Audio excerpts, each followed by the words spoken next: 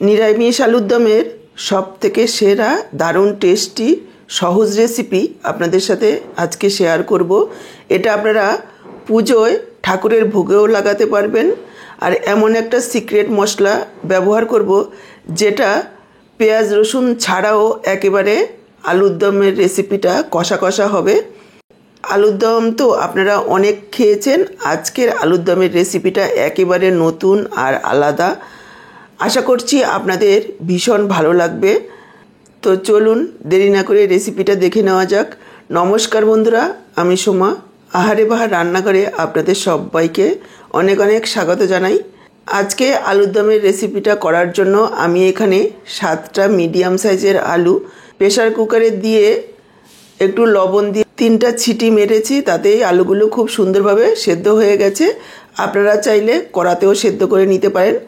এবার আলুগুলো খোসা ছাড়িয়ে 2 টুকরো করে কেটে নিচ্ছি। আপনারা চাইলে ছোট সাইজের আলু দিয়েও করতে পারেন, আর বড় সাইজের আলু হলে 4 টুকরো করেও করে নিতে পারেন।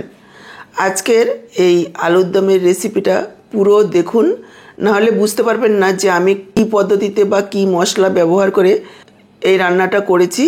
তাহলে আপনি যখন রান্নাটা করবেন আপনার রান্নাটা অতটা টেস্টি নাও হতে পারে। আলুগুলোকে কেটে সাইডে রেখে দিচ্ছি। আমি একটা মশলা রেডি করে নিচ্ছি। দেখুন, মিক্সচার জারে নিয়ে নিচ্ছি। একটা টমেটো বড় টুকরো করে দিয়েছি, দিয়ে দিলাম 1 ইঞ্চি পরিমাণ আদা টুকরো করে, সাথে ঝাল অনুযায়ী কাঁচা লঙ্কা দিয়েছি, আমি 2টো দিয়েছি। আপনারা আপনাদের ঝাল অনুযায়ী যোগ করে দেবেন। তারপর দেখুন একটু জল দিয়ে এইভাবে একটা মিহি পেস্ট তৈরি করে নিয়েছি। আরও একটা মশলা রেডি করে রাখছি।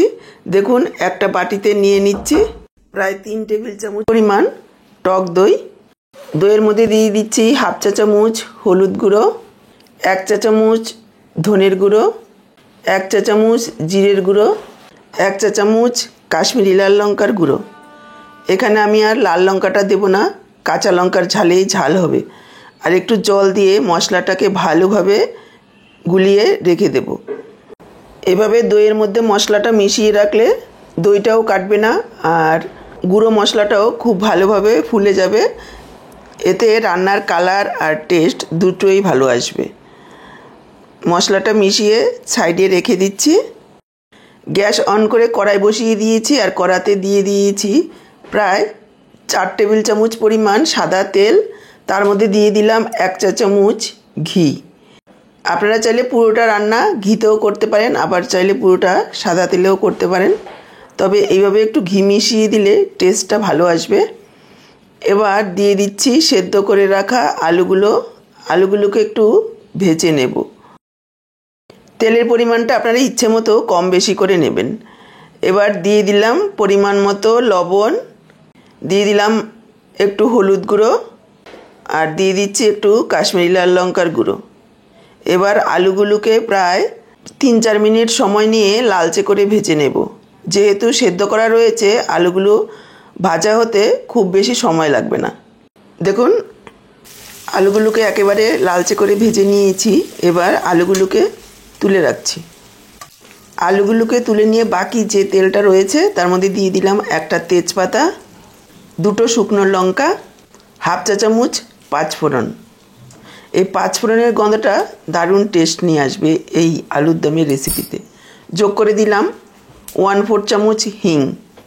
যদি হাতের কাছে থাকে হিং অবশ্যই দেবেন, এতে টেস্টটা ভালো আসবে। যদি হিং না থাকে, যাদের কাছে হিং নেই তারা গরম মশলাও দিতে পারেন। আর হিং দেওয়ার সময় গ্যাসের ফ্লেমটাকে একেবারে লোতে রাখবেন, তা না হলে হিংটা পুড়ে যাবে। এবার কয়েক সেকেন্ড ভেজে নিয়েছি ফোড়নটাকে। তারপর দেখুন যোগ করে দিলাম পেস্ট করে রাখা মশলাটা, একটু মিশিয়ে নেব। তারপর এখানে যোগ করে দিচ্ছি 1 বড় চা চামচ বেসন।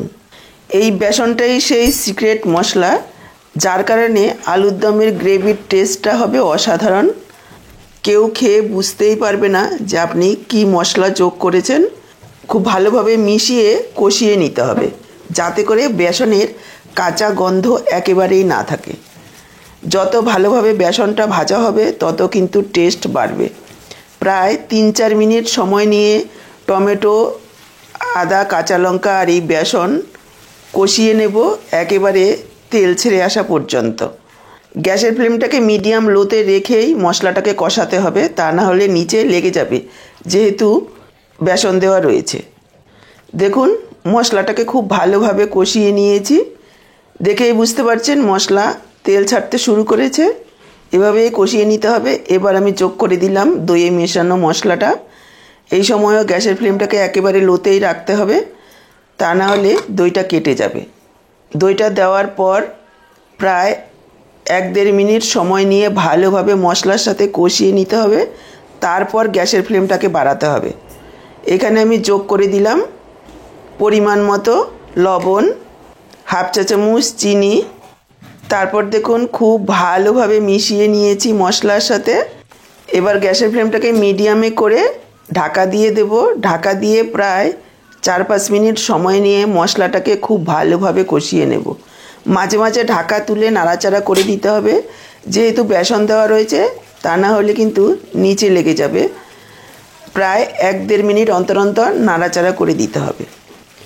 দেখুন মশলাটাকে খুব ভালোভাবে কষিয়ে নিয়েছি। এবার আমি যোগ করে দিচ্ছি ভেজে রাখা আলু।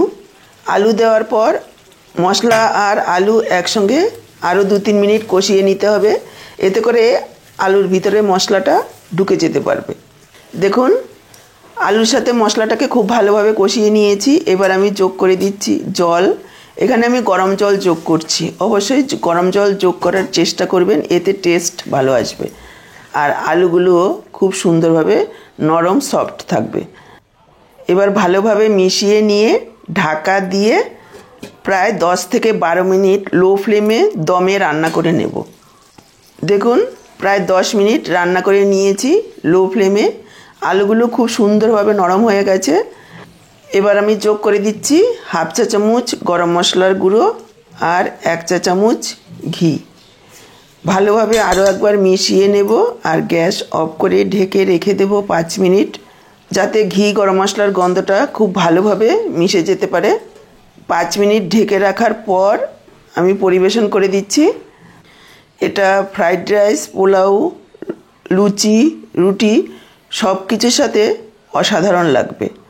আলুর দমের অনেক রেসিপি খেয়েছেন, একবার আমার এই পদ্ধতিতে রান্না করে দেখুন আর বাড়িতে বানিয়ে খেলে কমেন্টে জানাতে ভুলবেন না যে আপনাদের কেমন লাগলো। আজকের এই নিরামিষ আলুর দমের রেসিপিটা ভালো লাগলে ভিডিওটাকে লাইক করুন আর চ্যানেলটাকে সাবস্ক্রাইব করে সাথেই থাকুন আরও এইরকমই নিত্য নতুন রেসিপির আপডেট পাওয়ার জন্য। তাহলে আজকে এই পর্যন্ত, আবার দেখা হবে নতুন কোনো রেসিপির সাথে। সবাই ভালো থাকুন, সুস্থ থাকুন। আপনাদের সবাই সুস্থতা কামনা করে এখানেই শেষ করছি। সবাইকে অসংখ্য ধন্যবাদ পুরো ভিডিওটা দেখার জন্য।